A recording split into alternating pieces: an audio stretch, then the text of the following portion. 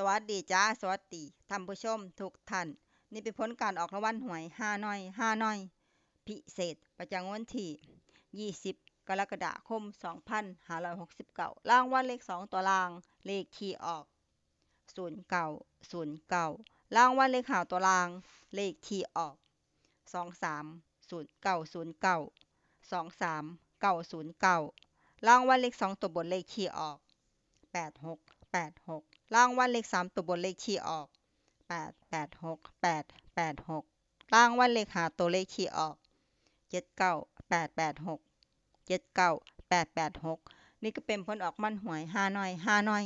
พิเศษประจำวันที่20กรกฎาคม2569ขอให้โชคดีมีชัยถูกหวยฮานอยพิเศษได้รับเงินกันทุกคนเด้อจ้าฝากไว้ในเด้อจ้าซับตะไคร้กดติดตามและเป็นกำลังใจขอขอบคุณทุกท่านที่เข้ามารับชมและรับฟังเรามาพบกันใหม่ในผลการออกหวยฮานอยในเวลา 18:30 นาทีในฮานอยปกติสำหรับครั้งนี้ขอบคุณและสวัสดีจ้า